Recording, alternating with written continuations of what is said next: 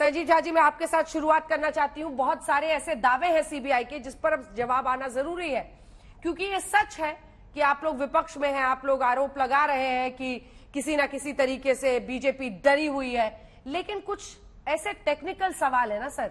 CBI को भी पता है कि राउज एवेन्यू कोर्ट में उनको बताना पड़ेगा कि क्यों हिरासत में लिया है, क्यों गिरफ्तार कर रहे हैं। तो उन्होंने कहा है मोबाइल फोन्स डंप किए गए हैं, चैट्स हैं जो कुछ ने डिलीट किया, कुछ ने नहीं किया, ड्राफ्ट पॉलिसी शराब कारोबारियों को भेजी गई, उन्होंने सजेशन दिया, ब्यूरोक्रेट है, दिनेश अरोड़ा का कमेंट है।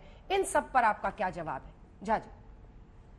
देखिए, मुझे ये लगता है कि आज जिस तरह से मनीष जी का अरेस्ट किया गया, अच्छी बात है कि आप जो बात कह रहे हैं, पिछले कई छापे मनीष जी के घर पे, मनीष जी के दफ्तर के, मनीष जी के सरकारी ऑफिस में, मनीष जी के पैतृक गांव में छापे पड़े।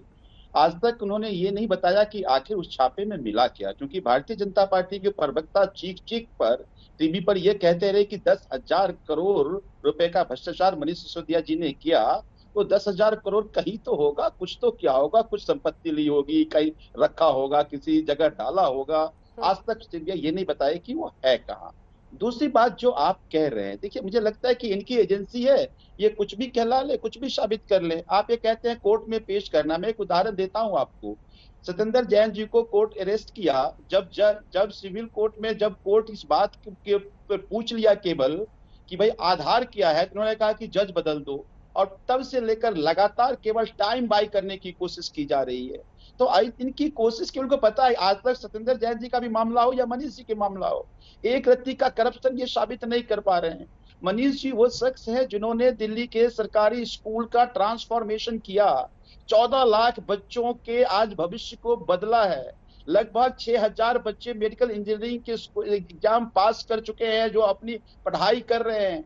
आज पूरे देश के लोगों की उम्मीदें हैं। मुझे लगता है कि प्रधानमंत्री को अब रात में भी अरविंद केजरीवाल जी के सपने आने लगे हैं। तो जो ही नींद टूटती है तो कहते हैं कि एक को अरेस्ट कर लो। लेकिन मैं एक बात आपको बता दूं कि आज विकल्पहीन जो देश था उसमें वो विकल्प तैयार कर रहे हैं। उसमें शुभकामनाएं देता हूं प्रधानमंत्री जी को कि मैं दावे से कह सकता हूं कि आज ये दिल्ली की शिक्षा मंत्री नहीं, देश के शिक्षा मंत्री तैयार कर रहे हैं। अब देश के उम्मीदों पे काम करना है। तो मुझे ये लगता है कि इस तरह के डराने से कुछ नहीं होने वाला। हम लोग आंदोलन से आए हुए लोग हैं। अरे साहब, हमने खूब डंडे खाए हैं, खूब लाठियां खाए हैं, खूब जेल गए हैं। आप क्या हमें जेल से डराओगे साहब? मुझे लगता है कि इस बार आपने जो किया है उसका जवाब देश की जनता देगी। मैं एक बात बताऊं कि मैं आज छत्तीसगढ़ में हूं, छत्तीसगढ़ के बस्तर में हूं। लोग ये कह रहे हैं कि ये बहुत गलत हुआ है।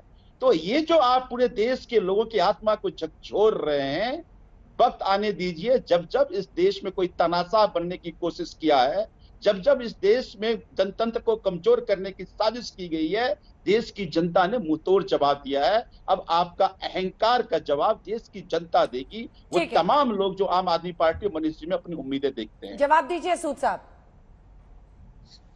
हुसैन जब गिरफ्तार हुए तो यही नैरेटिव था, हमसे डर गए। ताहिर हुसैन शायद अभी भी जेल में, संजीव झा जी मिलाई पे जाते होंगे, इन्हें बेहतर पता होगा। सत्येंद्र जैन गिरफ्तार हुए तो वो सबसे बेहतरीन स्वास्थ्य क्रांति के जनक हैं और मैंने उनके कागज देख लिए, ईडी का केस झूठा है, यही नैरेटिव था। आज भी वही नैरेटिव है। देखिए अंजना जी, मनीष सिसोदिया केवल शिक्षा मंत्री नहीं है। मनीष सिसोदिया फाइनेंस मिनिस्टर और एक्साइज मिनिस्टर भी है। आज बात एक्साइज पॉलिसी की हेराफेरी की हो रही है। जब 20,000 क्लासरूम्स में हेराफेरी की बात आएगी। सूद साहब, एक खबर इस वक्त आ रही है अपने दर्शकों को बताते हुए, मैं लौट रही हूँ आपके पास। खबर इस वक्त ये आ रही है कि आज मेडिकल अभी नहीं हो रहा है, कल सुबह पेशी के पहले होगा। इस बीच सांसद मनोज तिवारी भी हमारे साथ भारतीय जनता पार्टी के जुड़ गए हैं। मनोज जी, बार बार आम आदमी पार्टी, अरविंद केजरीवाल कह रहे हैं कि बहुत साहसी नेता है, बहुत क्रांतिकारी नेता है मनीष सिसोदिया, और इसीलिए बीजेपी डर कर अपनी एजेंसियों को आगे कर रही है, उनको गिरफ्तार कराया है। मनोज जी। देखिए अंजना जी, मुझे लगता है कि जितना समय इनको गिरफ्तार करने में लिया गया है शायद वो थोड़ा ज्यादा हो गया।